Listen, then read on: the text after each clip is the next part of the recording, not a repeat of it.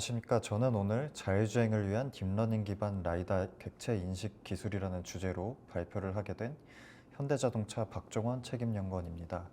그러면 발표를 시작하겠습니다. 발표드릴 내용의 흐름은 다음과 같습니다. 우선 라이다 기반 인식 기술의 개요를 통해 본 발표에서 보여드리고자 하는 기술 분야를 설명드리고, 라이다 인식을 위한 기술의 두 가지 종류, 신호처리 기반과 딥러닝 기반 인식 기술을 설명드리겠습니다.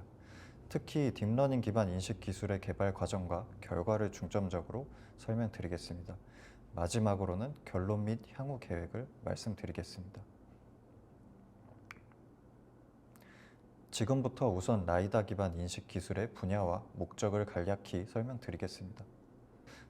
라이다 기반 인식 기술은 라이다를 통해 주변을 스캔해서 얻은 포인트 클라우드를 이용해서 주변 객체의 위치 및 종류를 알아내는 기술입니다. 왼쪽 예시 동영상처럼 차량이 주행하면서 연속적으로 인식을 수행하게 됩니다. 인식 기술 안에서도 오늘 발표를 통해 공유드릴 내용은 오브젝트 디텍션 기술인데요. 이건 오른쪽 예시 사진을 통해 설명드릴 수 있습니다. 오브젝트 디텍션은 우리가 관심 있는 객체의 위치 및 자세를 알아내고 그 종류까지 알아내는 것을 말합니다. 그림처럼 3D 공간상의 직육면체를 통해 위치 및 자세를 표현하는 것이 일반적입니다. 그 다음 그 객체의 종류가 무엇인지, 오른쪽 그림처럼 자동차인지 트럭인지 혹은 오토바이나 보행자인지 등을 알아내게 됩니다. 우선 기술 소개에 앞서 저희가 개발하고 있는 환경을 간략히 소개해드리겠습니다. 저희는 사진에서 볼 수 있는 현대자동차 로보라이드 차량을 통해 자율주행 인식 기술을 개발 중에 있습니다. 오른쪽 그림처럼 차량 지붕 위에 4대의 라이다가 장착되어 있고, 결과적으로 좌우, 전방, 후방 모두를 감지할 수 있는 360도 FOV를 가지고 있습니다. 그리고 저희가 목표하는 자율주행 환경에는 아래 그림과 같은 도심이 포함되어 있는데요. 도심은 자동차 전용 도로와 같은 환경보다 인식 성능 확보가 어려운 이유들이 있습니다. 우선 객체의 종류가 매우 다양하다는 점이 있는데요. 자동차 전용 도로와 비교해서 도심은 도로와 인도에서 존재할 수 있는 객체에 제한이 없기 때문에 차량부터 오토바이, 보행자, 그리고 임의의 물체까지 자율주행을 위해 인식이 필요한 상황입니다. 그 다음 특징은 다양한 객체들이 보통 높은 밀집도로 복잡한 경로를 통해 움직인다는 것입니다.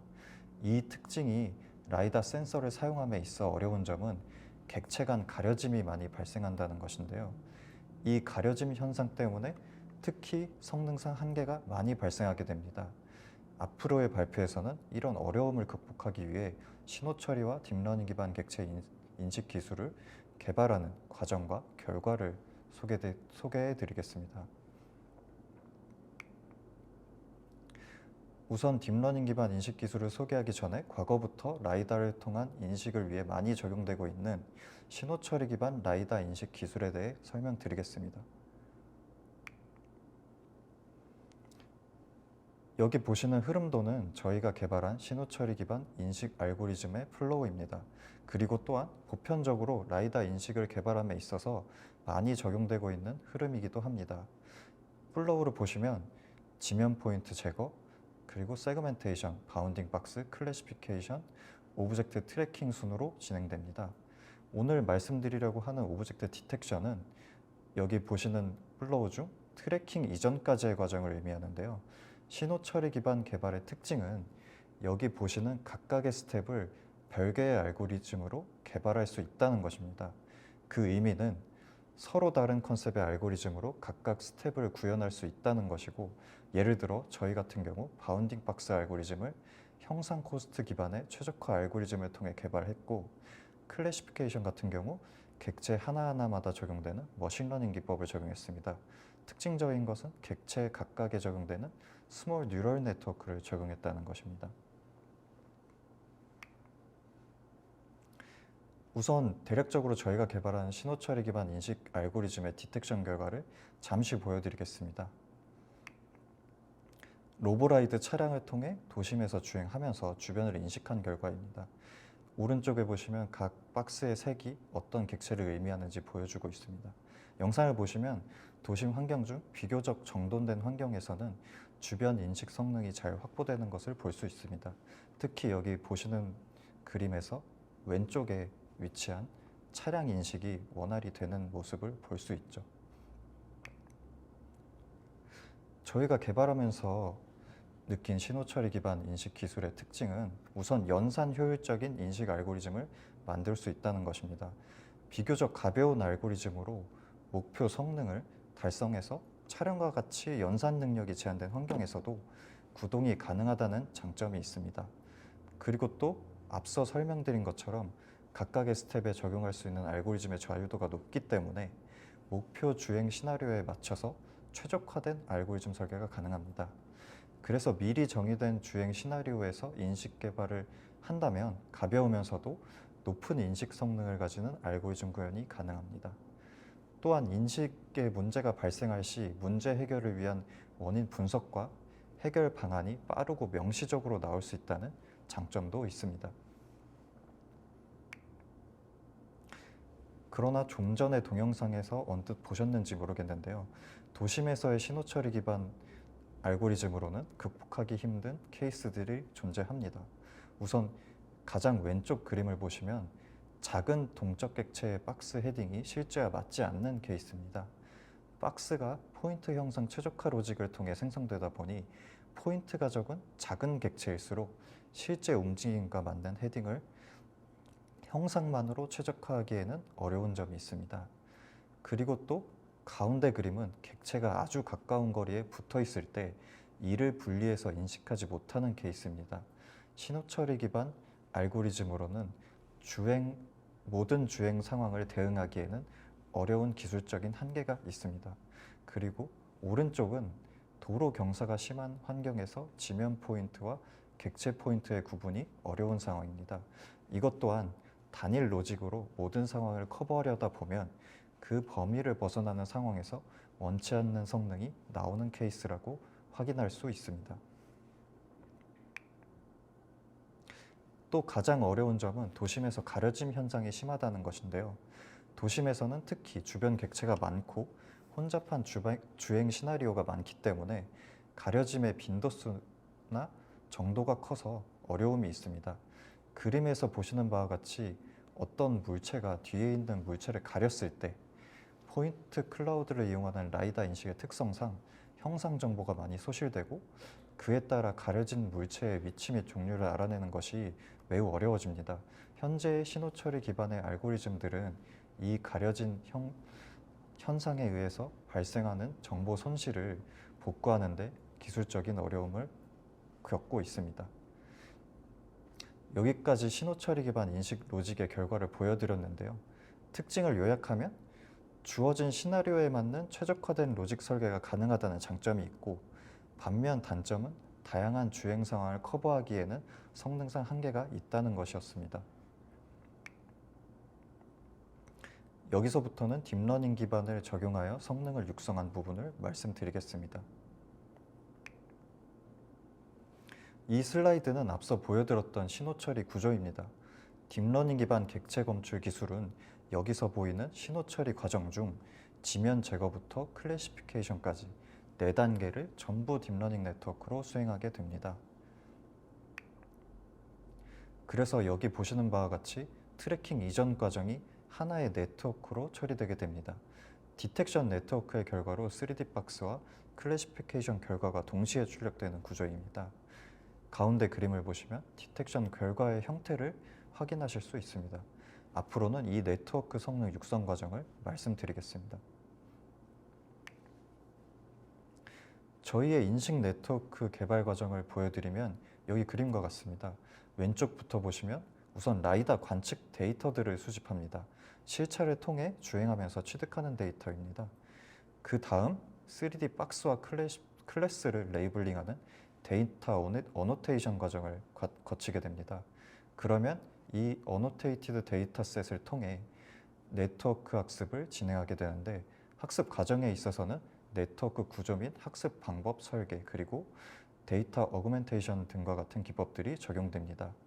그리고 성능 검증까지의 과정을 마치고 나면 네트워크 디플로이먼트 과정을 거쳐서 실차의 실시간 인퍼런스가 가능하게 됩니다.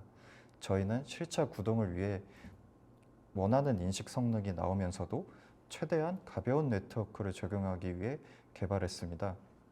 또한 네트워크 디플로이 과정에서도 연산 최적화 개발을 수행했습니다.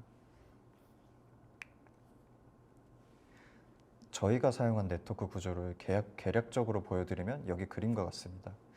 저희가 네트워크 구조를 설계함에 있어 가장 중점적으로 고려한 포인트는 실차에서 실시간 인퍼런스가 가능한 수준으로 가벼운 네트워크를 사용하면서도 인식 성능이 확보되는 것이었습니다.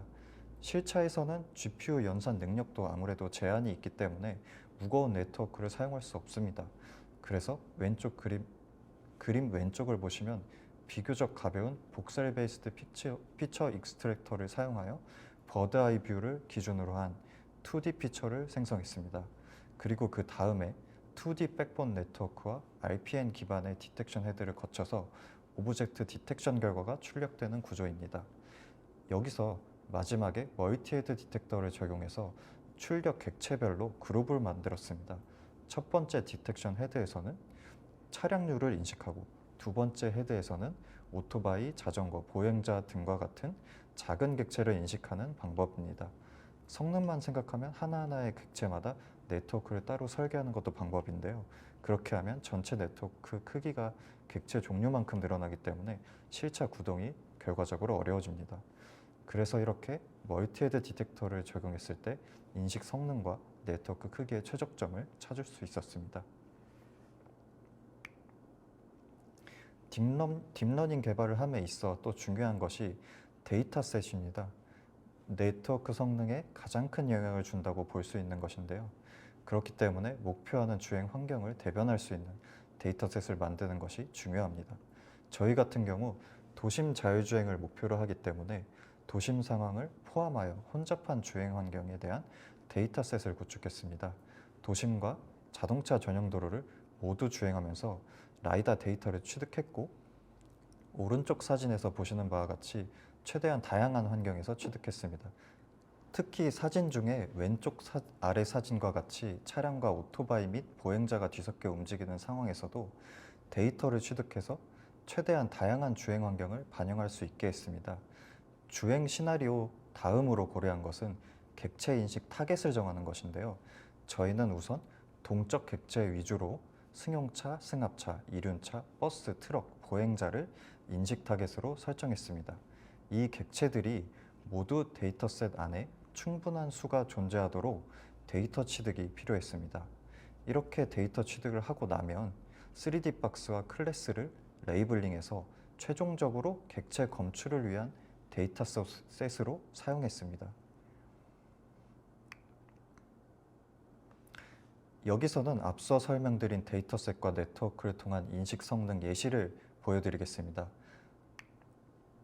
주행 환경에서 실제로 인퍼런스하고 있는 모습입니다. 최대한 혼잡한 상황에서의 인식 결과를 보여드리려고 이 시나리오를 선택했고 보시는 바와 같이 차량과 보행자, 오토바이가 혼재된 상황입니다. 보시면 잘 되는 부분도 있고 성능상 부족한 부분도 있습니다. 참고로 말씀드리면 이 결과는 트래킹을 통한 필터링이 적용되지 않았기 때문에 결과가 조금 부드럽지 않게 보일 수도 있습니다. 결과를 보시면 오클루전이 심하게 발생하는 상황을 제외하고는 이제 오브젝트 디텍션이 정상적으로 되고 있는 모습을 볼 수 있습니다.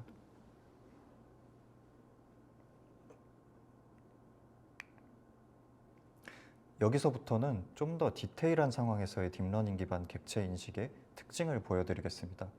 우선 왼쪽 그림을 보시면 오토바이와 같이 작은 객체에서도 진행 방향을 비교적 정확하게 알아낼 수 있다는 특징이 있습니다. 그리고 또 가운데 그림처럼 기존에 그 경계를 구분하기 어려웠던 매우 근접한 상황에서도 실제 객체 단위로 분리되어 출력할 수 있다는 점이 있습니다. 그리고 오른쪽 사진처럼 차량 오른쪽에 경사가 존재하는 상황에서도 지면 포인트를 제외하고 객체 위치를 검출할 수 있는 장점이 있습니다.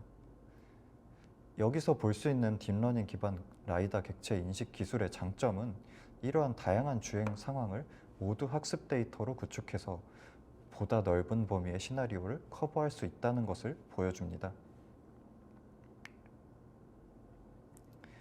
그리고 라이다 인식 성능에 있어 가장 큰 문제점인 가려짐 현상에도 네트워크는 어느 정도 강인한 성능을 보여준다는 특징이 있습니다. 여기 사진들에서 보시다시피 가려짐에 의해 물체의 포인트가 소실되는 상황에서도 네트워크는 실제 위치 및 크기를 예측을 하기 때문에 상대적으로 온전한 형태의 물체 인식이 가능합니다. 왼쪽 케이스의 경우에도 오토바이에 의해 전방 차량이 가려진 경우입니다. 차량의 실제 형상 및 위치를 그래도 추정할 수 있는 것을 볼 수 있습니다. 오른쪽 케이스는 차량 간 가려짐에 의해 포인트가 반 이상 없어졌을 때의 결과입니다. 이러한 결과는 객체 검출 네트워크의 출력이 기본적으로 실제 객체의 풀박스를 추론하는 구조이기 때문에 가능합니다. 그래서 딥러닝 기반 인식의 특징을 정리해보면 여기에 보시는 바와 같습니다. 우선 앞서 보여드린 것 같이 풀박스 추론을 통해 실체 객체의 위치와 크기에 대한 인식 정확도가 높아지고 딥 뉴럴 네트워크를 사용함에 따라 클래시피케이션 성능이 오른다는 장점이 있습니다. 물론 이 두 가지는 장점이고 단점도 있습니다. 가장 큰 단점은 여기 3번 내용을 보시면 미탐지가 발생할 수 있다는 것입니다. 앞서 보여드린 동영상에도 몇몇 그런 상황을 확인할 수 있었는데요. 오른쪽 그림처럼 분명 존재하는 객체들에 대해 인식이 안 되는 현상입니다. 해당 객체가 학습 데이터에 존재하지 않는 새로운 객체라면 인식이 안 될 수도 있고, 혹은 노이즈 포인트 등에 의해 간헐적으로 객체가 인식이 안 될 수도 있습니다. 이런 걸 막고자 노이즈의 강건한 성능을 내기 위해 다양한 컨셉이 적용되고 있으나 딥러닝 기반 기술의 특징상 100% 방지는 어려운 일입니다. 그리고 또 다른 단점은 라이다 객체 검출 네트워크의 특징인데요. 비정형 객체에서는 학습 성능 확보가 어려운 점이 있습니다. 비정형 객체는 수풀과 가드레일 등과 같이 그 형태와 크기가 일정하지 않은 객체를 의미합니다. 그래서 이러한 객체들은 보통 객체 검출 네트워크의 타겟에 들어가지 않습니다. 그러나 실제 주행 환경에서는 이러한 객체들의 위치는 주행 가능 영역을 구분하는 등 인식에 중요하기 때문에 단점이라고 볼 수 있죠. 그래서 저희가 추가로 진행한 개발은 객체 검출 네트워크를 베이스로 신호 처리 인식 알고리즘을 융합하여 앞서 설명드린 단점을 극복한 인식 성능을 확보하는 것입니다.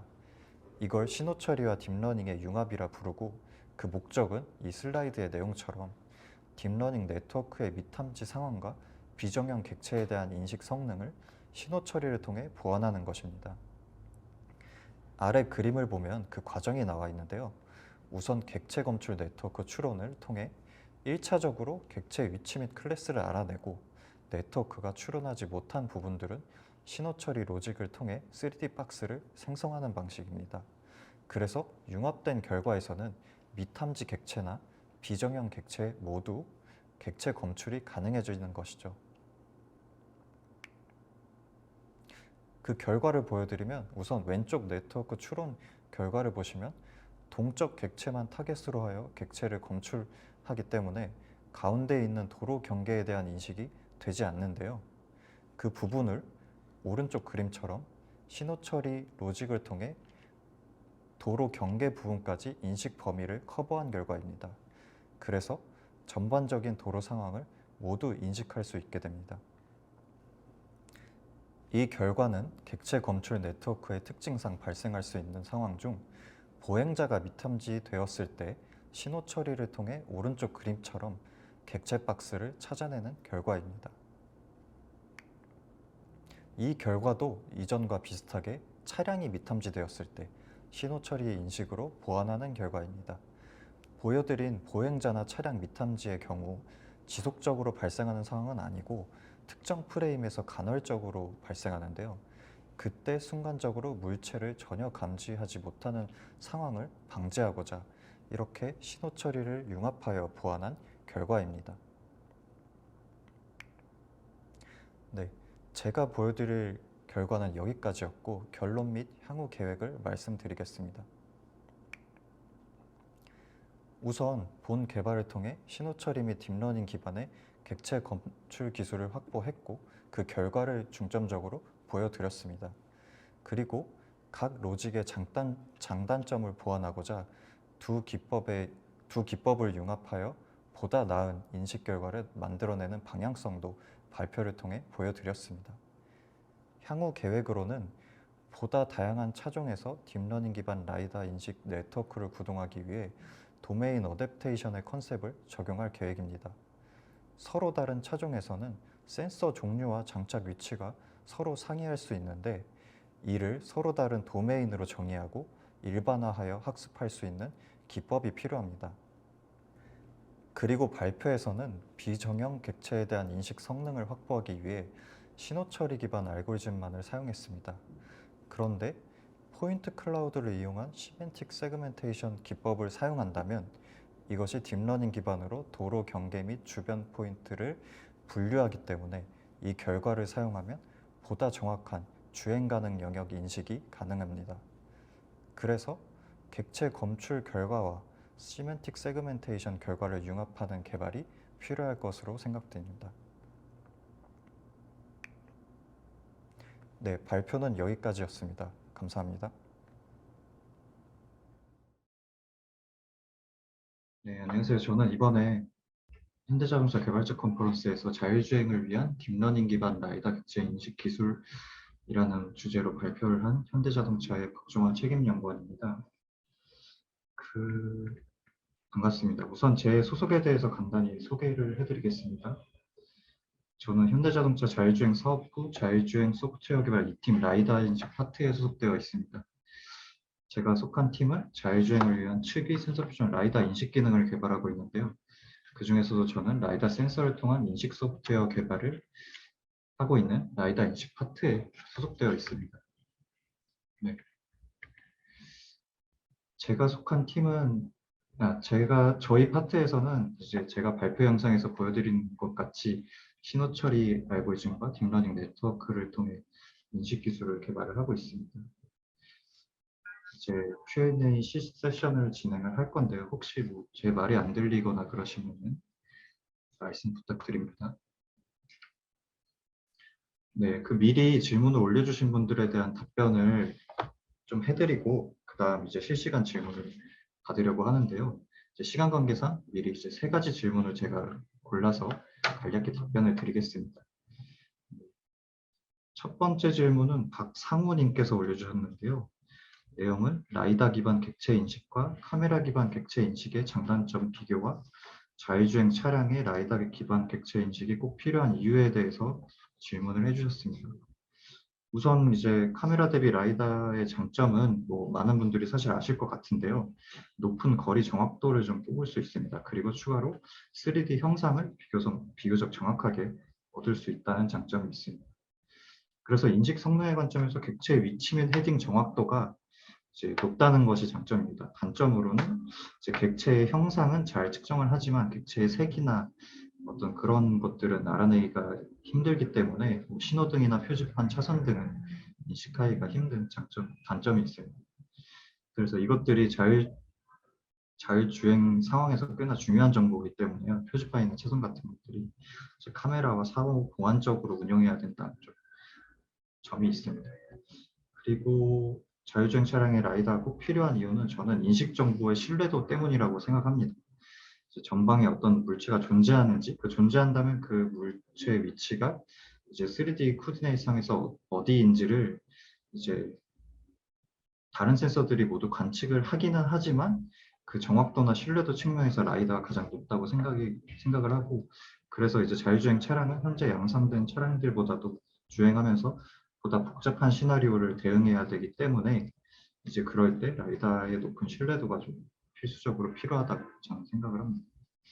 이제 다음 질문으로 넘어갈 건데요. 두 번째 질문은 이제 김태산님께서 올려주셨습니다. 내용은 신호 처리 기반과 딥러닝을 융합하여 비저항 객체나 펄스 포지티브 객체의 성능이 정량적으로 이제 얼마나 향상될 수 있는지 질문해 주셨고, 또 두 가지 기법 모두 사용하게 되면 연산량이 늘어날 수밖에 없을 것 같은데 차량에서 모두 연산하는데 문제가 없는지를 질문 주셨습니다.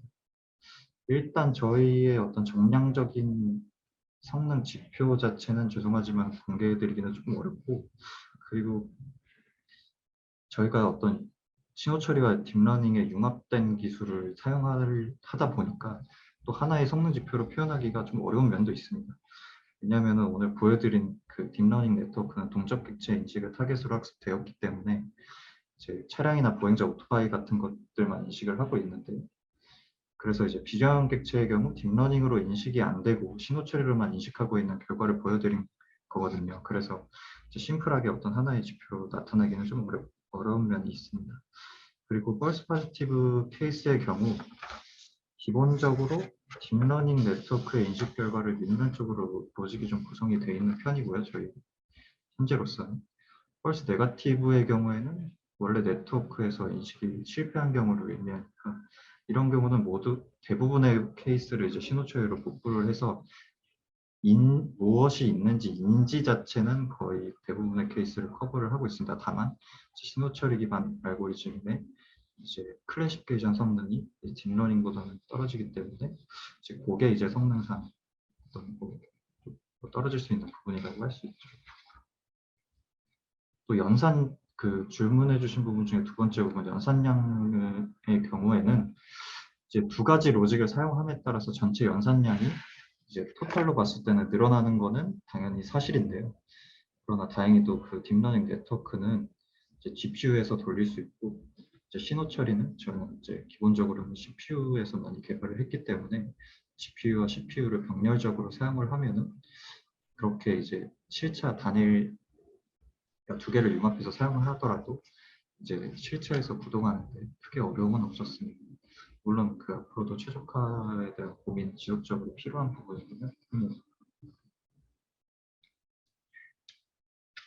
네, 그 다음 질문은 이제 신원준님께서 올려주셨는데 내용은 사용한 딥러닝 기반 라이다 객체 인식을 했을 때 인식 정확도와 미인식 사례는 어떤 것들이 있는지, 그리고 추가적으로 개선하고 있는 부분이 있는지 질문 주셨습니다. 일단 네트워크 인식 정확도는 방금 질문에도 말씀드렸지만 정확한 수치는 말씀드릴 게 없지만 이제 그냥 대략적으로 보았을 때 이 어떤 키티나 어떤 공개 데이터셋 벤치마크 리더보드에 있는 성능과 거의 유사한 수준이라고 생각하시면 될 것 같고요. 근데 이게 그뭐 1대1 비교는 어려운 이유는 저희가 자체 데이터셋을 구축해서 만들고 있기 때문에 데이터셋에 따라 가지고 그 NAP라던가 그런 수치는 좀 달라지기 때문에 1대1 비교는 좀 어렵습니다. 네, 그리고 미인식 사례에 대해서 조금 말씀을 드리면은 저희가 발표에서도 말씀드렸다시피 복셀 기반 피처 인코더를 사용하고 있기 때문에 그 어떤 그리드의 격자가 어떤 튜닝 파라미터로 세팅이 되지 않습니까? 그래서 좀 이런 면이 있는 것 같은데 좀 큰 객체, 다른 객체들보다 큰 객체인 버스나 같은 객체나 아니면 좀 작은 객체, 오토바이나 자전거에서 좀 그런 오인식이 좀 발생하는 편입니다. 특히 오토바이 자전거 같은 경우는 어떤 가드레일이 일부 보였을 때 그런 거랑 좀 헷갈려서 오인식이 발생하는 경우가 있고요. 버스 같은 경우는 워낙 크기가 크니까 좀 위치 오차가 좀 발생하는 경우가 있었습니다. 경험적으로. 그래서 뭐 방금 말씀드렸던 것처럼 일단 단일화된 격자 세팅을 저희가 지금 세팅을 했기 때문에 정말로 그 엄청 작은 객체부터 아주 큰 객체까지 그게 모두 최적화되어 있다고 보기에는 좀 힘든 면이 있지 않나 그런 생각이 들고, 추가로 이제 버스나 오토바이가 특히 좀 안 되는 이유 자체는 좀 전체 데이터셋에서 그 객체들의 좀 수량 자체가 다른 객체보다 좀 적기 때문에 그럴 수 있는 걸로 저는 좀 생각을 하고 있습니다. 그래서 이제 보완책으로는 당연히 뭐 기본적으로는 그 수량이 좀 다른 객체에 비해서 부족한 뭐 데이터들을 좀 보완해서 더 많이 이제 수량을 확보하려는 노력을 하고 있고, 그 격자 이슈도 있으니까 좀 어댑티브하게 좀 피처 격자를 좀 사용해보는 방법, 그런 걸 이제 좀 종합적으로 판단을 하고 있습니다. 네. 그래서 뭐 데이터 어그멘테이션 기법을 좀 개선해야 될 필요도 있는 거고, 네. 그리고 다음 질문을 또 답변을 드리면은, 이것도 이제 아까 두 번째 질문 주셨던 김태선님이 아무래도 동일 인물이신 것 같은데 또 올려주셨습니다. 이제 데이터셋 구축을 할 때 가장 어려운 점이 어떤 거고, 현대자동차에서는 어떻게 그 데이터셋 구축을 하고 있는지에 대해서 좀 질문 주셨고요. 사실 뭐 질문해 주신 것처럼 이제 딥러닝 네트워크 성능 개발을 하면서 이제 학습 데이터가 이제 제일 그 기본적으로 제일 중요하거든요. 학습 성능에 직접적으로 연관이 돼 있기도 하고요. 그래서 저희는 뭐 당연히 이제 뭐 다양한 케이스를 커버하기 위한 시나리오를 미리 좀 설정을 해가지고 좀 그런 시나리오, 뭐 예를 들면 보행자가 앞에서 지나가는 횡단보도가 앞에 있는 시나리오라든지, 아니면 뭐 그냥 고속도로에서 차량만 있는 시나리오라든지, 그냥 오토바이가 뭐 좀 끼어드는 상황이라든지, 다양한 시나리오를 미리 좀 세팅을 하고 좀 데이터를 따려고 초기에는 세팅을 하고 있고, 그럼에도 불구하고 사실 그 데이터셋의 클래스 임밸런스 문제 자체는 어쩔 수 없이 발생하는 문제이죠. 그래서 이제 그런 것들은 좀 데이터 어그멘테이션 같은 걸로 좀 극복을 해보려고 하고 있고, 그리고 추가로 또 학습 데이터를 구축함에 있어서 되게 중요한 게, 저희가 그 개발자들이 그걸 선수 다 레이블링을 하는 건 아니고 당연히 어떤 레이블링 전문 이제 인력들을 저희가 사용을 하게 되는데, 그분들이 아무래도 네트워크 개발자들은 아니다 보니까 저희가 생각하는 방향대로 GT를 따지 않으실 때도 덜어 있거든요. 그렇기 때문에 네트워크 개발자들이 그걸 지속적으로 좀 피드백을 하는 과정이 필수적으로 좀 필요합니다. 그래서 그게 좀 공수가 많이 드는, 네트워크 개발자 입장에서는 공수가 많이 드는 편이지만, 그래도 이제 저희가 생각하는 네트워크의 성능을 뽑기 위해서는 물론 데이터셋을 구축하고 나서 후처리로 좀 필터링을 해볼 수도 있겠지만, 데이터를 구축할 때부터 좀 어떤 뭐 이런 식으로 GT를 따는 게 맞는지 아니면 틀린지, 뭐 어떤 그런 용역이나 어떤 그런 것들에 대해서 좀 지속적으로 피드백을 하고 있는 편입니다. 네, 그래서 뭐그 미리 질문을 준비해 온 거에 대해서는 답변을 이 정도로 하면 될 것 같고요. 실시간으로 그 올라오는 것들에 대한 답변을 좀 드리겠습니다. 일단 네,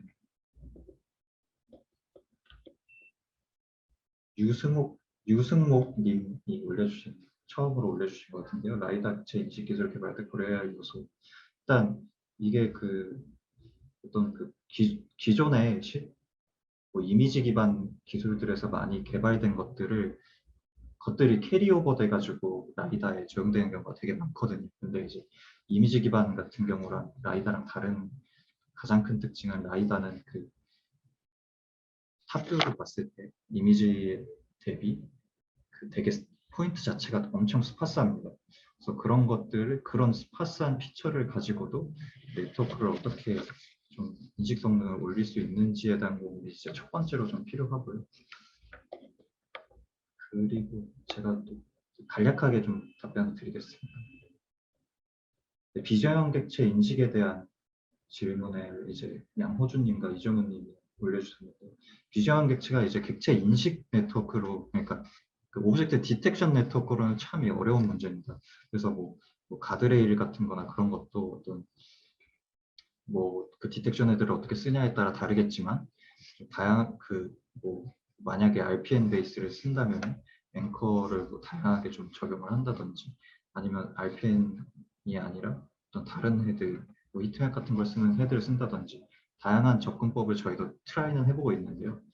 비저형 객체 자체가 디텍션, 그러니까 박스 형태로 출력이 되는 형태로 학습되기는 성능상 많이 아쉬운 부분이 있더라고요. 저희는 그래가지고 이제 뭐 제가 그건 개발하는 건 아니지만 시멘틱 세그멘테이션 같은 어떤 그런 박스에 국한돼 있지 않은 네트워크들을 융합해가지고 사용하면 비즈니스 쪽은 좀 해결을 할 수 있지 않을까 그렇게 생각을 하고 있습니다.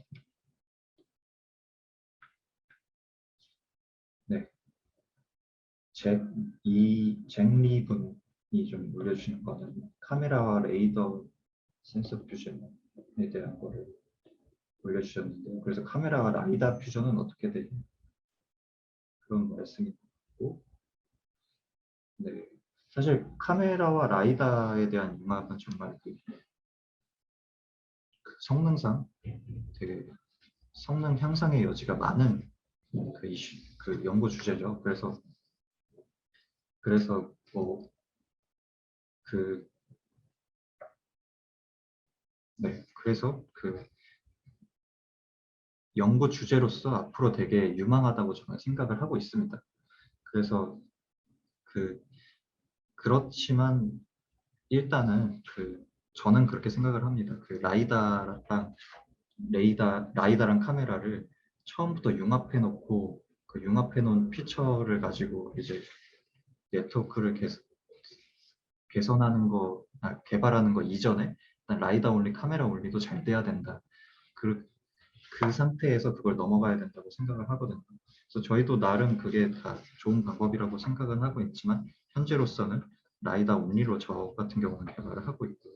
그리고 추가적으로 그런 걸 함에 있어가지고 아무래도 하드웨어 두 개를 같이 써야 되는 이슈가 있기 때문에 어떤 그 라이다 카메라의 캘리브레이션을 제대로 해야 된다든지 그 캘리브레이션을 한 번 제대로 했다고 되는 게 아니거든요. 또 실제로 부르다 보면 또 달라지고 그렇기 때문에 그런 걸 제대로 관리하는 하드웨어적 이슈가 있어가지고 그 조금 갈 길은 조금 있지만 저도 당연히 그게 좀 전망이 좀 좋은 연구 방향이라고 생각합니다.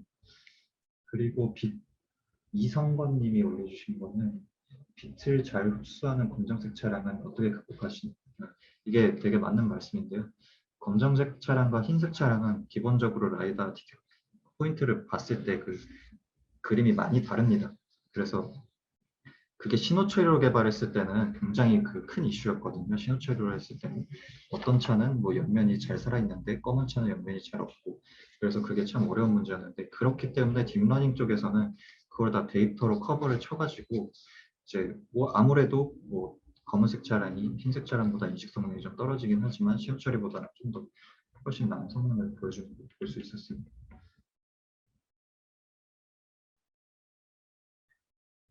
송영성님께서 올려주신 게 에이다스 기준으로는 라이다의 활용 범위. 아까 말씀드렸던 것처럼 제가 시간 때문에 짧게 말씀드릴 거거든요. 결국에는 그 인식 신뢰도 때문에 라이다가 좀 도움이 되지 않을까 싶습니다.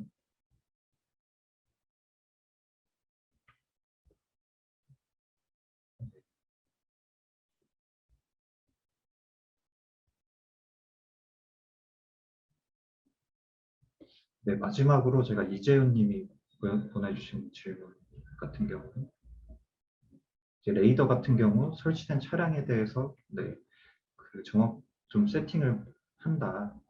라이다 같은 경우는 센서 고정이라든가 정확도를 높여주는 게 추가로 있네요. 그 라이다도 레이다와 마찬가지로 더 엄밀하게 그 센서 차량마다 세팅을 좀 해야 되는 면은 분명히 있고요. 다만 이제 딥러닝을 적용함으로써 어떤 그 제너럴라이즈드 모델을 좀 저희가 의도를 해가지고 학습을 시키고 있기 때문에 그 피처가 조금만 달라지는 걸로는 성능 차이가 없는 걸 저희도 또 유도를 해서 일부러 딥러닝을 적용하고 있습니다. 네, 아쉽지만 이제 시간상 여기까지만 질문을 받도록 하겠습니다. 네. 그래서 그 다음 마지막으로 우수 질문자 선정을 해드릴 건데요. 네, 다 모두가 이제 좋은 질문 많이 올려주셔서 정말 감사하고요. 우수 질문으로는 이제 어떤 내용이었냐면 이제 신호 처리와 딥러닝 기법을 융합했을 때 펄스 포지티브는 어떻게 극복을 할 것이며 이제 연산량은 어떻게 되냐 추가로 학습 데이터 어떻게 구축을 하냐라는 질문을 올려주신 이제 김태산님을 이제 우수 질문자로 선정을 해드리겠습니다. 네, 모두 질문을 많이 올려주셔서 정말 감사합니다. 네, 김태산님 축하드리고요. 네. 그리고 네, 이 정도로 하고 Q&A 세션은 마무리를 해야 될 것 같고요. 네, 모두 제 발표에 많은 관심을 주셔서 감사합니다. 추후에 뭐 또 질문이 있으시면은 그 컨퍼런스 페이지나 유튜브 페이지에 올려주시면 답변을 드리겠습니다. 네, 감사합니다.